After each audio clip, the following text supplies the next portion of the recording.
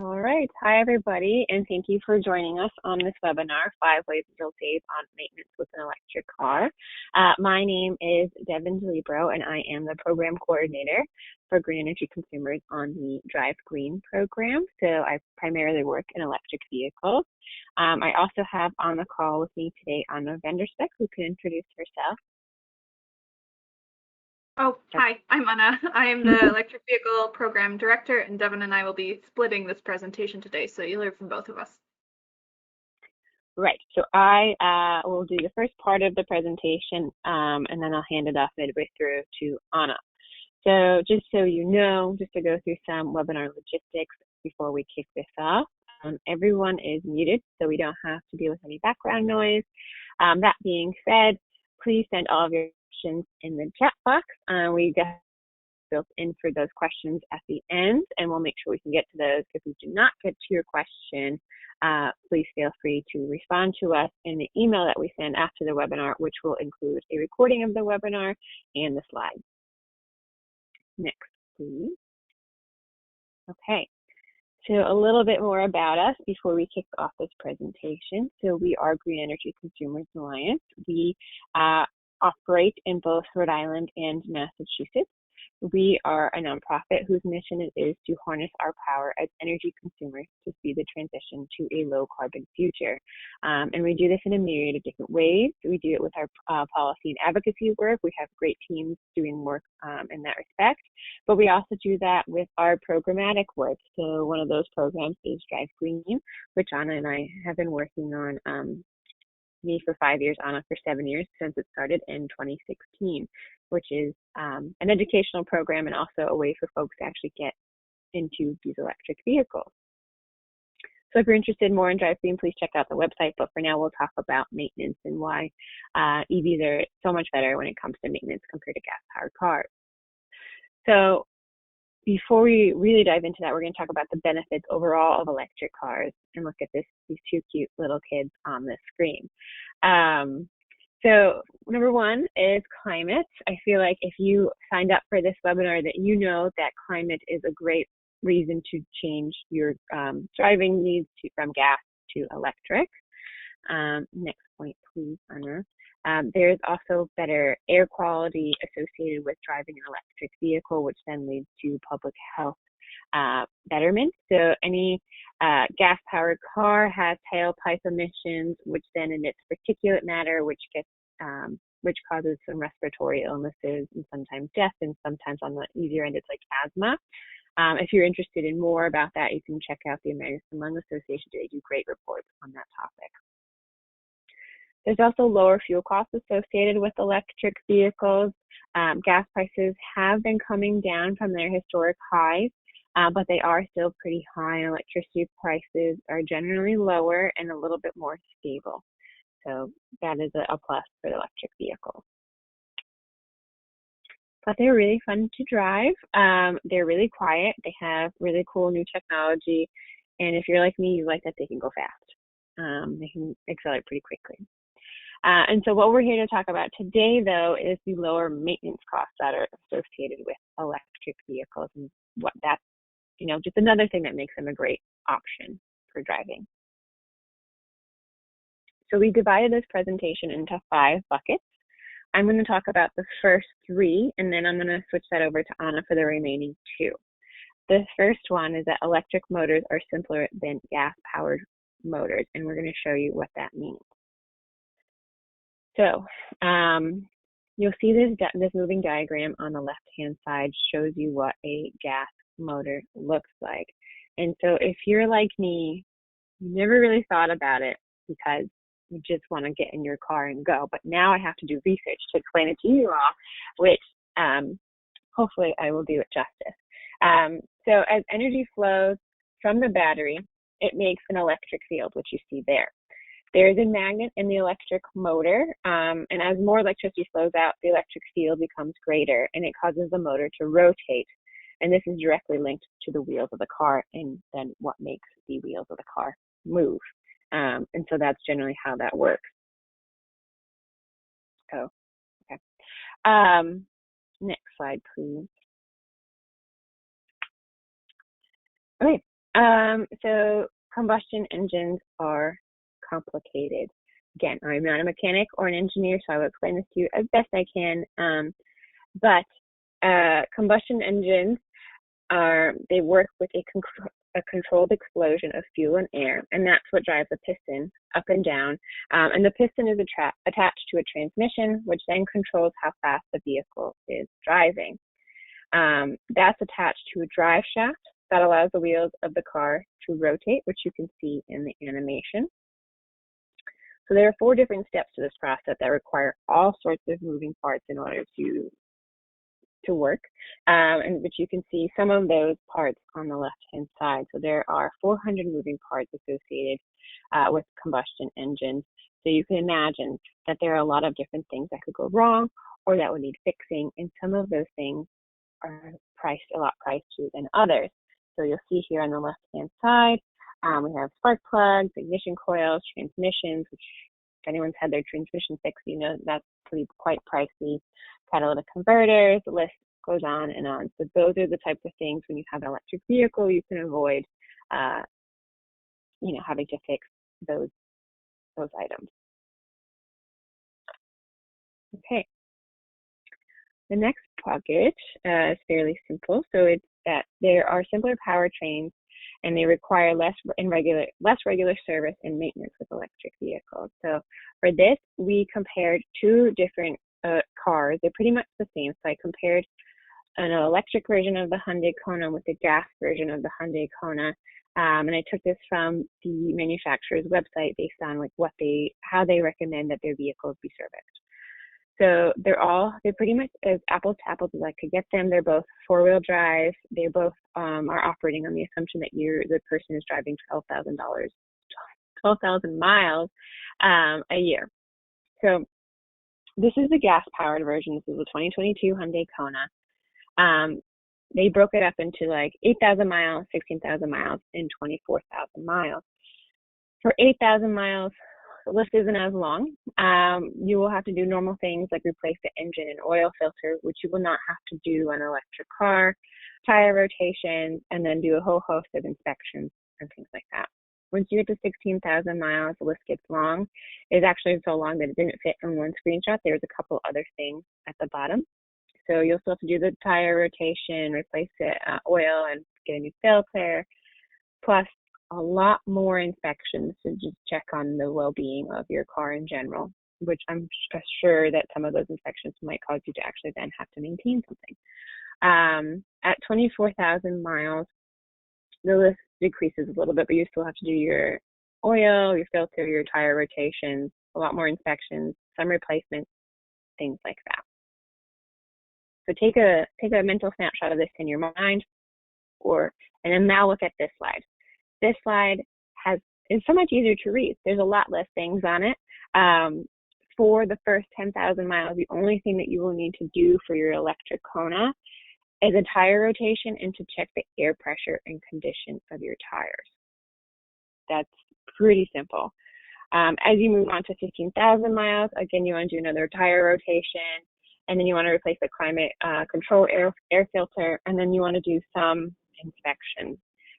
This list did not go on to the second page, so you'll see that this is a lot less than the previous. Then once you get to 20,000 miles, again, it's just a tire rotation and check the tire pressure and condition.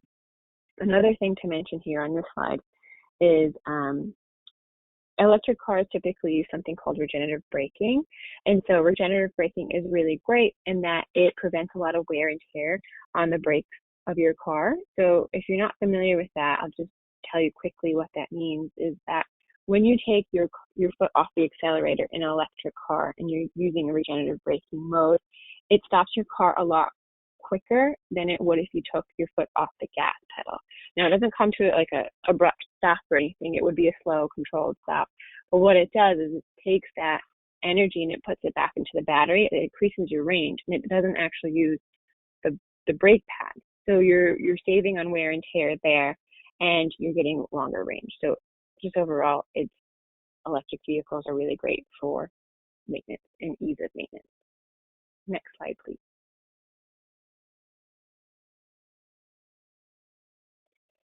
So there are a lot of different factors to consider when you purchase a vehicle, whether that be electric or otherwise. One of them could be the efficiency, or how many rows of seating does it have? Does it have enough trunk space? That sort of thing. But some folks really consider maintenance as a big deciding factor when they're getting their vehicle. So in this instance, we had Claude, who has a Nissan Leaf, which is a fully electric car. Before he purchased the Leaf, he walked into the dealership service area and asked the Leaf technician how service generally works out.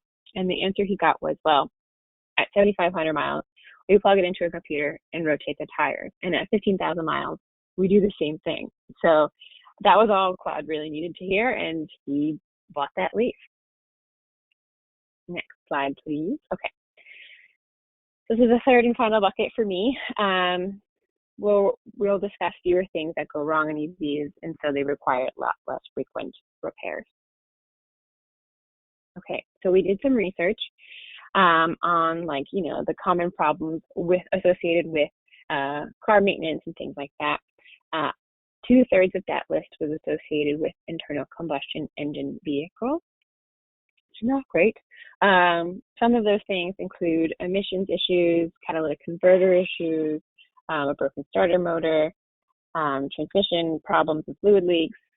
The list goes on and on. So those tend to be pretty big, pricey items and things will take not only just money, but time and energy to fix. And with an electric vehicle, you avoid all that. That being said, there is some overlap. I know where you press it. Okay. So the overlap of issues is pretty simple things. So like you have burned out bulbs that cost just, pennies to fix essentially.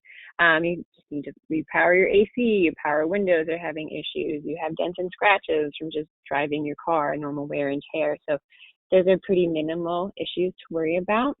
One issue that is particularly associated with electric vehicles, on a super quick, is lithium-ion batteries and that they degrade over time. So while we're here, I will tell you that manufacturers make batteries to last the lifetime of the vehicle. So generally speaking, they are so confident in that fact that there are many manufacturers offer 8 years, 100,000 mile warranties on these batteries. So really, you shouldn't have to worry too much about that. It is like anything; it will degrade over time, but the degrade should be very slight, and it shouldn't be too much of an issue. I have had many people tell me anecdotally that they've driven their car for over 100,000 miles or more, and it degrades maybe by like 1% or 2%. So really, it is minimal. Next, okay. And then electric cars should actually outlast your gas cars. Because they have those far fewer moving parts, like we talked about before. And also because once your car kind of gets to the later years in its life, it tends to have a lot more maintenance and repairs that are associated with it, especially with gas-powered cars. And those repairs can add up quick and get quite annoying, and so people then switch to different cars. You won't have to do that so much with an electric car.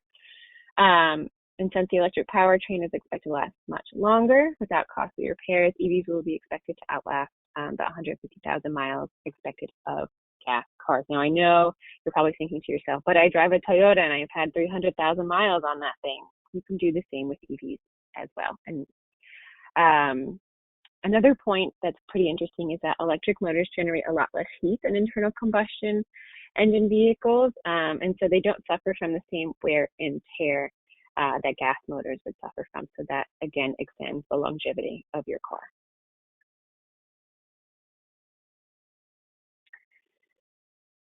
And then what about plug-in hybrids? So I'm sure you know plug-in hybrids are cars that have both a electric range and a gas backup. They also have the same parts of both an electric car and a gas-powered car. So with that being said, you're still going to incur a lot of the maintenance costs and, just go more frequently to get your car maintained. But it will be a little bit less in that you still will have that electric motor use, so there will be a little bit less wear and tear on the combustion engine itself. So really, It is a good gateway car. I would not discourage you from driving a plug-in hybrid if you're thinking of dipping your toes into the electric vehicle world. It's still a great option, but you will still have some of those maintenance costs associated with driving a gas-powered car. So that is just something to consider. And now I'm going to switch it off to Anna. Thank you, Devin. So I will come in here to explain a little bit how all of this adds up financially. So both the fact that EVs require less regular maintenance and the fact that they have fewer things break and go wrong that need replacement results in you, the driver, saving money and time by not having to worry about fixing things. So we've got a couple of different sources to help understand that. So the first thing to really underscore is that EV drivers save all through the vehicle's lifetime. In the first 5 years, the main savings are from the fact that you don't have to do a lot of the regular maintenance that are required on gas-powered cars. So an easy example is that if you are driving a battery electric vehicle, you can save on all of the costs of all of the oil changes that you would ever have to do in a gas-powered car. And those do add up. But over the lifetime, or if you're really driving 200,000 miles, that is when in gas-powered cars, things start to really go wrong and need replacement. And that's where EVs really win out because they just simply don't have a lot of those parts that do wear out and need replacement in gas-powered cars. We will be referring a lot to a consumer report study that came out a couple of years ago where they looked at real life maintenance and repair costs from thousands of drivers. And they found that over the lifetime of the vehicle, you can see $6,000 on average in savings from maintenance and particularly repair. Because again, as vehicles get older, that's when they start to break. And that's where the benefit of EVs becomes particularly clear. That Union of Concerned Scientists report breaks this down into estimated per mile maintenance and repair costs by powertrain. So you can see that they broke it out for the first 50,000 miles and then from 50,000 to 100,000 and 100,000 to 200,000 miles. This is kind of a busy table, so I'll draw your attention first to this first column from 0 to 50,000 miles. You see that the battery electric wins out over the plug-in hybrid and the internal combustion engine by being about half of the costs. And that trend continues across the different sort of time buckets until you see the lifetime average. The lifetime costs per mile for the battery electric are about half those of the internal combustion engine. So this is a report that we definitely recommend digging into. You'll see in a couple spots that the trend is sort of reversed, like in the lifetime average, the plug-in hybrid is 1 cent less per mile, 1/10 of a cent less per mile than the battery electric. In the report, you'll see that they explain that by they just had fewer vehicles in certain buckets, so that might just be a sample size issue. But the trend across of maintenance cut in half holds true, and that's supported by all of the anecdotal evidence that we've collected from our hundreds of EV drivers at this point as well. So I definitely recommend checking out that report. And again, the main takeaway is that you'll spend half as much in maintenance and repair with an EV compared to a gas-powered car.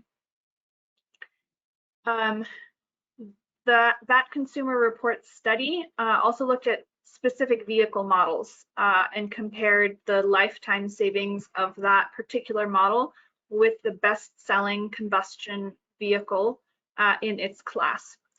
So this is important because a larger vehicle might just run into different issues than a smaller vehicle. So the fact that consumer reports compared by class makes it as apples to apples as possible. And you can see that there are a sort of a range of savings from this consumer report study, but all of them are on the order of several $1,000s. So again, this is something that you can dig into more if you're looking at a particular model. The consumer report study we have linked everywhere in this PowerPoint, but you can see that this is sort of a visual representation of that average of $6,000 over the lifetime of the vehicle that I mentioned earlier from that Consumer Reports study. This leads us to our sort of final bucket already, which is when Devin was talking about the most common repair needs of gas-powered cars compared to electric. There was really only one thing in the electric side, and that was the lithium-ion batteries. So we want to spend some time talking about the fact that they actually hold up really well over time. We hear a lot about people asking, oh my gosh, what do I have to replace my battery? The answer is probably no. You don't need to worry about it, and that's what we'll talk about in this section. So the first thing you should know is that lithium-ion batteries do decline over time. They don't do well with heat, so after many years of charging and discharging, the full capacity of the battery declines a little bit. But so far, the data is that that decline is really negligible. We are referring here to a source called GeoTab that collected real life data from thousands of drivers over time to see how their battery did over time. And they found that on average, battery degradation is about 2% per year. This is a really cool resource actually, because you can go and compare different models and see that certain models decline less quickly than other models. So if this is something that's really important to you, you can play around and compare different models and different model years. But across all EVs, it's about 2% per year. What does that actually look like? It's actually pretty negligible over the life of the vehicle. So as an example, if you consider a 2017 Chevrolet Bolt, which is obviously not something that you can go out and buy new now, but you could find used, the original electric range is 238 miles. So if you were to buy this off a 3-year lease, for example, after 3 years, it actually has only reduced by 4%. That is, again, from GeoTab, showing that the Chevy Bolt battery declines less quickly compared to the average across all EVs. So 4% after 3 years will get you 229 miles, which is pretty dang close to 238. The reason why I say that this kind of decline is negligible is that when you see a rating for the miles of a battery electric vehicle or a plug-in hybrid, that's an average across the whole year. So a Chevy Bolt that has the EPA rating of 238 miles might actually get well over that in the summer months and the spring when temperatures are in the battery's comfortable range. So we've definitely had Chevy Bolt drivers report that they're getting a range of over 300 miles in the summer when it's nice. And in the winter, when it's colder, that battery range declines, and we have a whole page and a whole webinar just about that if you're interested, but it can decline around 10 or on really, really cold days, maybe 20%. So given those sort of daily fluctuations of your maximum range, just depending on temperature and also how you're driving, it'll be very hard to notice that your range is decreasing over time because of the battery capacity decline. So long story short, most people don't notice this at all, and the batteries are holding up really, really well because the manufacturers have made sure to invest in software that uses the batteries as efficiently as possible to really increase their life. So as Devin said earlier, the vehicle battery will last as long as the car. I can say all that, but people still get very nervous about batteries breaking suddenly. And so we went through and looked at a couple of the more popular models right now and pulled out their warranty information. So you see here on this table, the vehicle warranty, the powertrain or drivetrain warranty, and then the battery warranty. We'll share these slides so you can look at this in more detail if you'd like to peruse it, but I'll draw your attention to the battery column. So as Devin said, most vehicles are warranted for 8 years and 100,000 miles. You can see that some are a little bit above. So the Hyundai Ioniq 5, they're particularly confident in their battery, so they're going for 10 years and 100,000 miles. And the percentage that you see in parentheses there is a guarantee that the battery will not decline more than that percent. So I'm not saying, for example, the Nissan Ariya, if the battery declines more than 30%, so if you have less than 70% of the capacity that you started out with, within those 8 years or 100,000 miles, you're covered by the warranty for a new battery. But that basically does not happen. So the battery manufacturers are pretty confident in their batteries. So these warranties basically cover manufacturer defects. If something has gone wrong with your particular battery, they'll replace it within 8 years or 100,000 miles. And quite honestly, if there is a manufacturer defect, you're going to find out in those first 8 years, so you don't really need to worry about the state of the battery after that warranty has run out.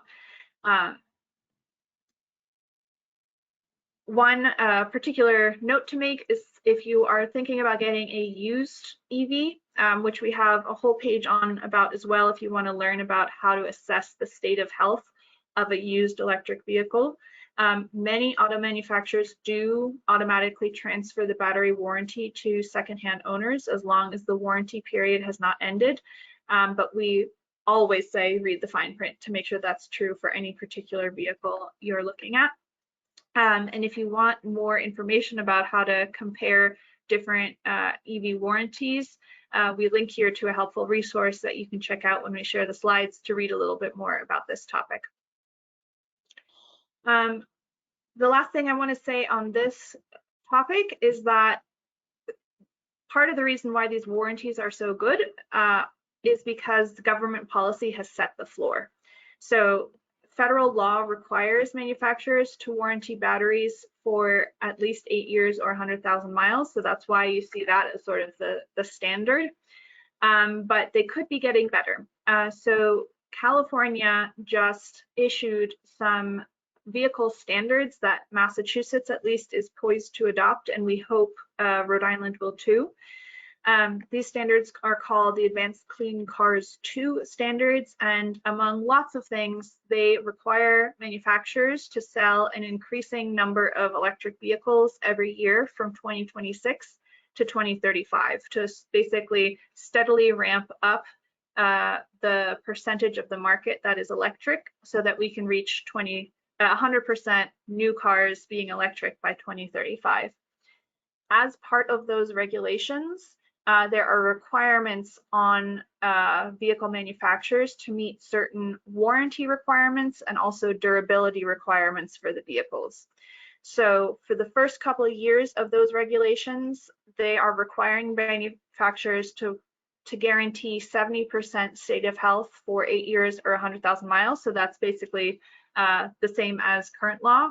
And then after 2030, after model year 2030, they're upping that percentage to 75% state of health for 8 years and 100,000 miles.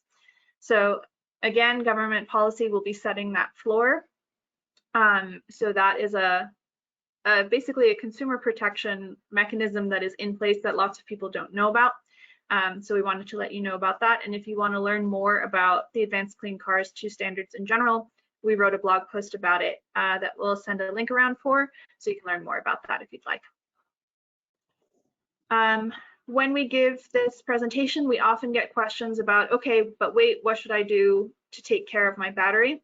So we'll talk about a couple of tips here. The first is that, like your cell phone, it's best to keep your battery charged between 20 and 80%. Batteries don't like being too full or too empty, and they degrade faster if you leave them at 0% or 100% for too much time. The good news is that battery manufacturers or vehicle manufacturers have already built in a buffer. So if your battery says that it's 100% charged, it's probably less than 100% charged, but the vehicle manufacturer is preventing you from overcharging by telling you you're at 100%. So if you do have your car charged at 100%, don't panic. your battery is probably fine. But ideally, keep it between 20 and 80% to really maximize the battery's life. Secondly, if you are not going to use your vehicle for months at a time, it is good to use it once or twice so that it's not parked at 100% for that full time. And also, if you are one of the people who has a doodad, for lack of a better word, plugged into the diagnostic port of your vehicle, it's a good idea to unplug that if you're going to be parked for months at a time, because it might drain the auxiliary battery, that is the one that's like running the radio and things like that.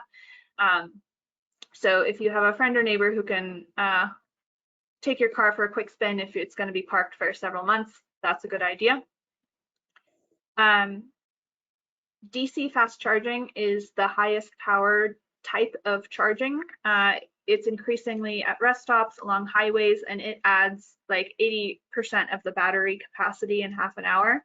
It is an absolutely great resource if you're going on a road trip and you need to make a pit stop and get a bunch of miles into your battery. So definitely use it for that purpose, but we would not recommend using it weekly or daily to charge your battery, because it introduces a lot of heat to the battery and therefore degrades it faster than the slower types of charging that most people use for most of their charging anyway.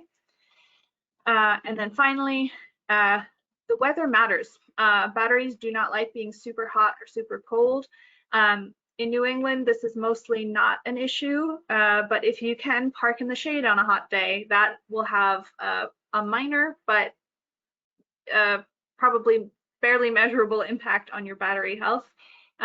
This is much more an issue if you live in a desert somewhere where it gets really, really hot. Then it's very good to park in the shade, but we had a lot of heat this summer, and in that time, if you could keep your car cooler, your battery will thank you. So those are our sort of top 4 tips for battery care. With that, we can go to questions, and I see we've had a couple of questions in the chat already. If you do have any questions that we haven't answered, please go ahead and write them in the chat, and we will get to them if we can. So I will look at some questions here. We have some that I've answered already. One person asked about range in the winter months, and I think you covered it a little bit, but I linked to a webinar we did back in February where I did some research and told people, you know, the effects winter temperatures have on your range, and also we heard anecdotally from a lot of our EV owners. So I would definitely encourage people to check that out if you're curious. So I have a question. There's a question here about if the batteries need to be replaced after 100,000 miles or more, how much would that cost?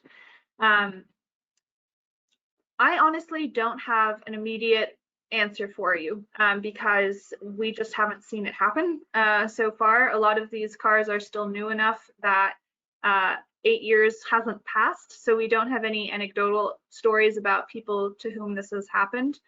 My guess would be on the order of a couple of $1,000s. In the early days of the Nissan Leaf, this happens sometimes. This is so many generations of Leaf ago that I'm hesitant to even bring it up, because I don't know if the experience of people 12 years ago with a Nissan Leaf will carry forward with these newer cars. But I would guess a couple of $1,000s, but I really don't think it will happen.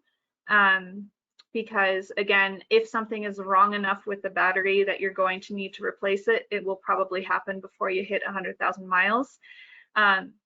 If you're really interested in learning more about this, there are a couple stories about electric cars that have been used as taxis, particularly in California and around Las Vegas, that have driven 100,000 miles, 150,000 miles with no problem.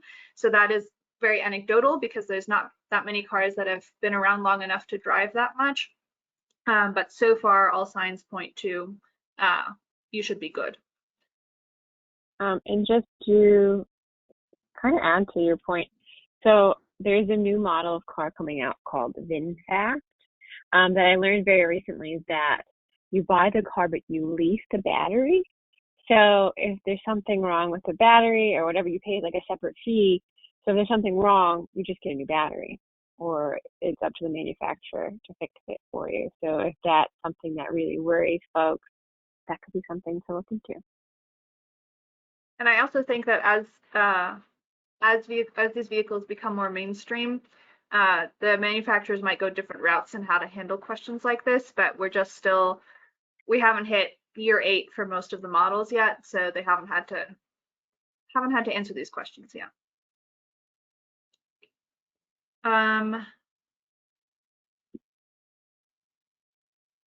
Let's see. We have a question about, can you charge a plug-in hybrid on a level 2 charging station? Yes, you can. You just cannot generally charge it on a level 3 for DC fast charging. And I will also say we have a webinar coming up in a couple weeks that's all about charging. So if you want to understand the differences between level 1, level 2 DC fast charging and all that, we'll go over that in detail and about the different plug types and how much it costs. So some of those questions can be answered there. I see a question about vehicle to grid capability and whether that's important. So for folks who haven't heard the phrase vehicle to grid before, up until now, basically vehicles have been designed to receive power from the electric grid and charge up the battery. But the sort of cutting edge in this space right now is vehicles that can then discharge power back from the battery in the vehicle to the electric grid in times where demand is really high, and discharging electricity from vehicle batteries could avoid turning on another power plant that might be super polluting. So the vision is that when we have thousands and thousands of EVs on the road, they might be sitting and charging in the middle of the day when solar power is really high, or solar output is really high, or overnight when offshore wind is producing a lot of energy. So you could have these basically mobile batteries soaking up that excess renewable energy and then discharging it back onto the grid in the evening time, for example, when solar is producing less, but demand for electricity is high as people come home and turn on TVs and microwaves and all of that. So vehicle to grid is a really exciting space coming up. If you are a nerd and you really want to be able to do that, then it's important. I know Ford has made a big splash with their Lightning, their F-150 Lightning, about it being vehicle to grid capable. But I think from a maintenance and repair front, we're all a little behind. Like, manufacturers don't have specific clauses in their warranties about what it means if you participate in vehicle to grid. But if that's something that you're interested in and you do it, please talk to us, because we want to talk to more people who are doing this in real time. And we're actually finally at a point where the models that are available are actually capable of doing that. So for the first time, individuals can think about doing this instead of just fleets that have a special setup of some sort. So that's a really cool space that we continue to learn about, and will probably be increasingly important in the coming decades.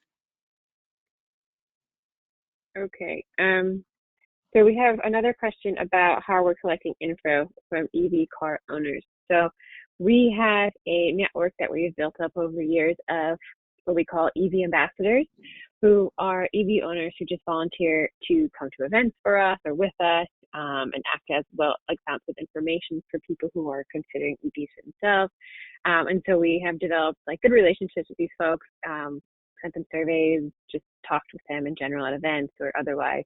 And so that's how we're getting a lot of this information.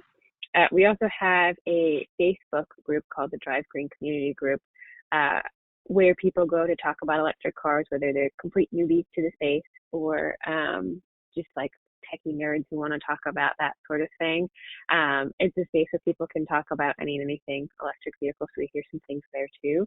So yeah, we have our, ears to the ground, so to speak. And we hear it directly from the mouth of people who own these cars.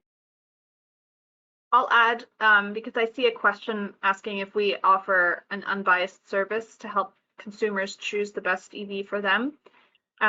So for those of you who haven't spelunked in our website, our Drive Green program, on the one hand, does a lot of consumer education, So we host webinars like this. We have entire web pages dedicated to talking about winter driving or public health impacts or whatever it is that you want to learn about. But we also have maintained a network of dealers across Massachusetts and Rhode Island through which people can purchase vehicles. So we have a form or a portal where you can compare different models. So you can look at range and price and federal and state incentives and narrow down your choices. And then if we have a relationship with a dealer that sells the vehicle that you're interested in, you can sign up to test drive a vehicle with them or to order a vehicle with them right through our website. So we've been offering that since 2016, as Devin mentioned at the beginning of this presentation, and we've had several thousand people go through that, and nearly 1,000 people actually purchase vehicles from one of our participating dealers. And we survey them regularly. So we ask them questions about, like, are you enjoying your car? How's it going? What do you wish you had had more information about? Did you install level 2 charging at your home? All sorts of questions. So in addition to the more like person-to-person feedback that Devin mentioned with our EV ambassadors and our Facebook group, we have survey data from folks that we have helped, in addition to the surveys that are just out there in the world, like the Consumer Report study that we read through to make sure we're giving people accurate information. So just to add to that quick, Anna, if you are still wanting even more information, you can go to our drivegreen@cleanenergyconsumers.org email address and email that, and someone will be on the line to try to help you navigate that and answer some of your more specific questions. There's a question in the chat about, do you have a list of places to check about benefits or incentives, such as insurance companies or electricity suppliers? So yes, we have on our website a whole page that explains the federal tax credit and the state incentives in both Massachusetts and Rhode Island. And we also have information about the programs that the electric utilities in those two states offer. So mostly National Grid, Eversource, and the newly renamed Rhode Island Energy in Rhode Island. We have information about the programs and offerings that they run, which will hopefully be updated this fall, actually, so stay tuned on that front. In Massachusetts, there are lots of municipal light plants where a community isn't served by National Grid or Eversource, but instead by a location-specific light plant. And those places, those MLPs, as they're called, often have incentive programs for EVs as well.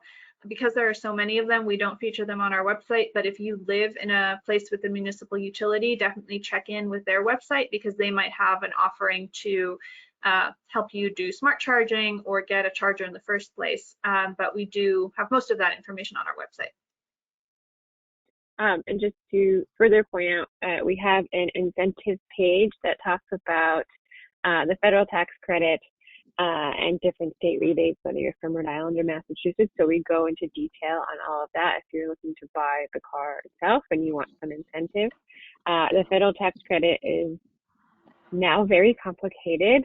So please take your time to read the incentive page over. And like we said, if you have any questions, you can reach out to either Anna or I, or you can send it to our general email box, which is drivegreen@cleanenergyconsumers.org. But all of that information should be there.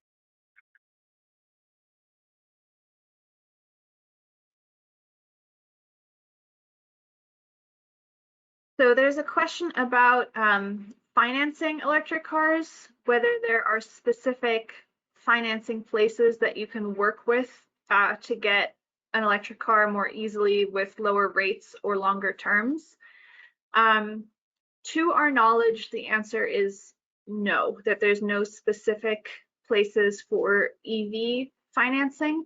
So a couple things on that. Most people are finding themselves financing through the dealer's bank, and that's often because the dealer and manufacturer will offer a special rebate or incentive if you choose to finance through them. So for a long time, basically until COVID and supply chain issues completely changed the car market, the dealers in our network would offer discounts to folks who came through our program, and often they would combine discounts or incentives on the dealer level with special rebate programs through the banks that the dealers finance through. So sometimes, or a lot of people are going that route. There are pilot programs across the country about special EV financing deals that we've been keeping a close eye on to try and see whether that idea works, of particularly with a credit union or a community bank offering a special financing package for electric cars.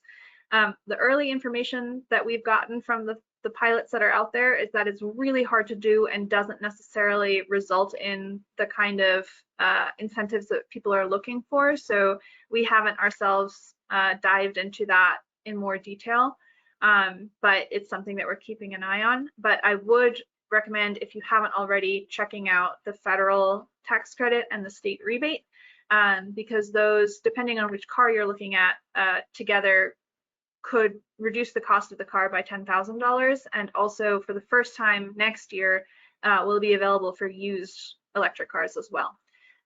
So I hope that helps. That's not quite the answer the person was asking for, but that's the information we have on that topic.